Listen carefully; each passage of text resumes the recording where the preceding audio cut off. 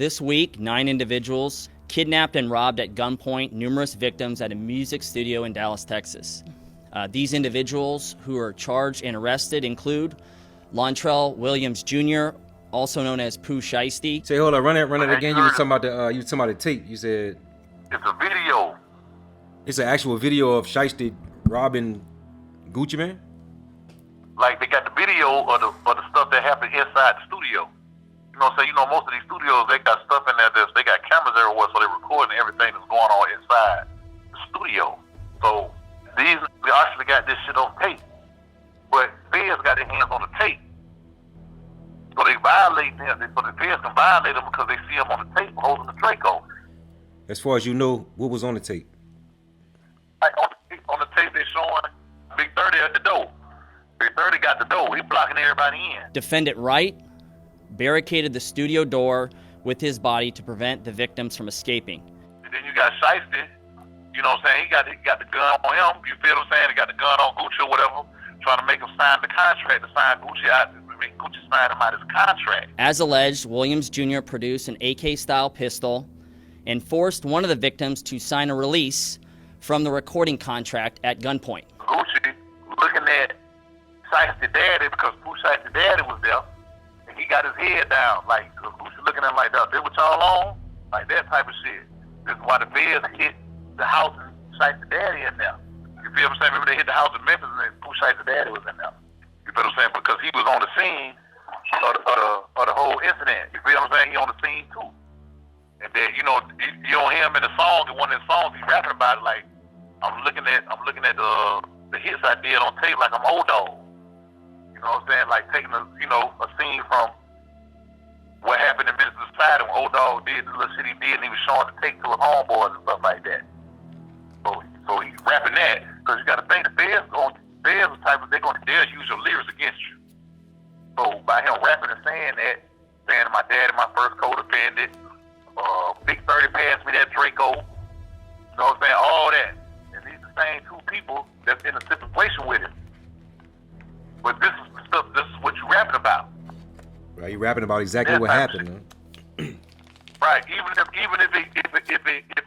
it's not exactly what happened, or it did happen, this is how it's gonna be played out with your lyrics that you're using. You know what I'm saying? The lyrics that you're using in the song, that's how it'll be played out. You feel what I'm saying? Because this type of stuff this is what was on the tape. Say, bro, you said he was actually showing the tape just like O-Dog was doing in Minister Society. He was actually showing the tape to people? Right. I ain't going to necessarily say that he was showing the tape, but they had the tape going around. I don't know if that was his intention, but this is what he's portraying. This is how it's portrayed. You know what I'm saying? All this stuff kind of like allegedly, you know what I'm saying? Like this tape was going around, and motherfuckers had this tape. Because when I was watching the news earlier, that's what they was, they weren't talking about a tape, but exactly what you explained to me on the tape, that's what the DA or whoever he was explaining on the news. So when you in, like I said, when you in those type of studios, like the studios got cameras, they record. You see what happened with Bank Road Fresh, how they was able to rewind and see exactly what happened at the studio. This type of stuff that goes on at the studio. So you got to think the people that's in there, the engineers, the people that working at the studio, they got the tape. They got the tape. They working there. They got the tape. The remaining conspirators displayed firearms and robbed the other victims of Rolex watches, jewelry, cash, and other high-value items. One of the victims was actually choked by one of the defendants to the point of near unconsciousness. So the feds must have got the tape then. Maybe that's probably possibly why they was able to tell that same story. Right, because they got the tape and they able to say it. They got the tape. But okay, also, let me ask you this: so that the robbery initially, that shit happened a month ago. Right, but we was all under the impression that, hey, like he wasn't there because of his halfway out situation. So ain't nobody just want to come out and say nothing about the tape or what actually happened at the studio, and he was actually there because he was still out, and motherfuckers really was trying to protect him from getting himself put back in prison.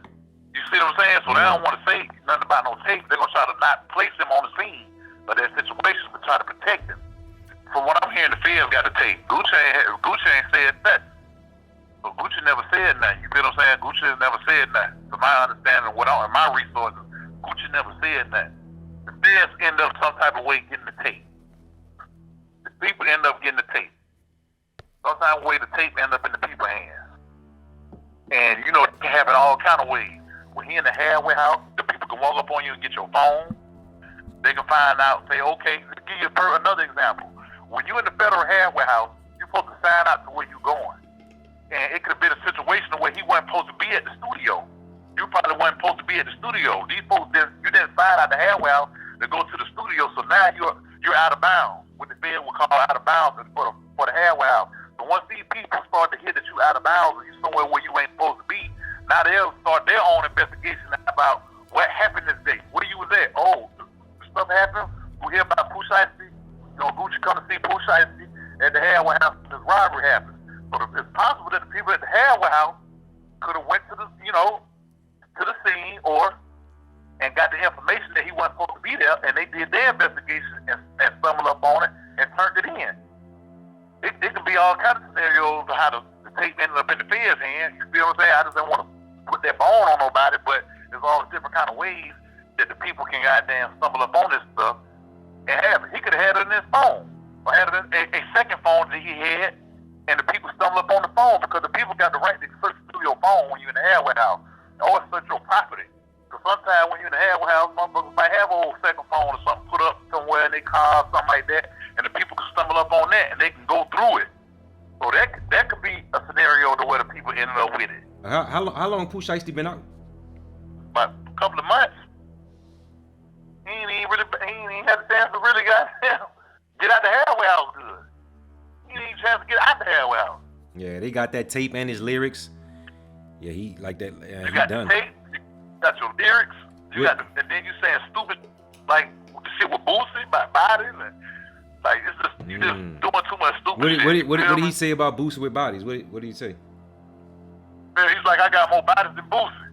He just made a little post, a little statement saying, talking like that. You feel what I'm saying? And that's don't even make it. That's stupid. Like that was a stupid post. Like you on federal paper. That showed that he ain't got nobody. He don't have nobody surrounding him that's advising him to do certain shit a certain type of way, man. You got to carry yourself and do certain shit. Somebody got to protect the bag. For me looking at it, it was nobody surrounding him that was giving him proper advice, man, on how to move. You ain't learned that while you was in jail. You know what I'm saying? Like that was just, you know what I'm saying? What are you facing, bro? You facing life, right? You think? It's all kind of scenarios. I don't want to say life, but it's gonna seem like it. First off, we know, you got to go through that. You got to handle that Fed stuff first. That federal probation violation. Right.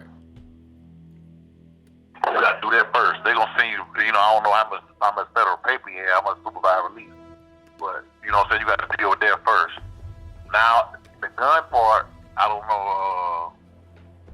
know the particular gun laws in Texas. I don't know what type of all the guns that he had. The feds might decide that they want to pick that up. You feel me? Then, if the feds pick it up, you're liable to be an armed career criminal because it's like the second or third time getting with a gun. So you can be considered an armed career criminal. The minimum for that is 15 years. So it depends on all the attachments, how the feds want to play it. If they're going to let the state deal with it, you know what I'm saying? I don't know the laws in Texas. As far as state go, but you got like kidnapping and you know what I'm saying, robbery, like that's a lot of shit. You know what I'm saying? So it's it's a lot of time. You looking at some serious. You know what I'm saying? I feel like it's a sad situation because this is a guy that had everything laid out in front of you. This is what people dream of to get out the hood. Right. You had this opportunity, and like the people that surrounded you supposed to protect the bag because this is how they gonna leave. You gonna make it. So your daddy being on the scene, like if this is my son, I'm telling you, hey man, you tripping. I'm gonna tell my son he tripping. We not doing this right here. You got to know this stuff being recorded in the studio. You know what I'm saying? If you got an issue with your contract or your record label, work your way out of it like YoungBoy did, like Future did, like Drake did. If you ain't satisfied with the deal, we ain't got to do all this because at the end of the day, Gucci don't owe you nothing. It's like you bit the hand that feeds you at the end of the day. But there got to be some point that people got to surround themselves with the right people, man, to tell them that you're doing something stupid and not be no yes man. You know what I'm saying? That's the whole thing that I'm looking at it from. That's the standpoint I'm looking at it from. You got to be able to protect the bag and protect people against themselves. Because not only will a fool and his money depart, so will a fool and his life and his freedom would be departed too. This your mama little brother, man. Your cool uncle, OG Freeze, coming at you live from the joint, man. I'm tapping in with boy Video Wayne.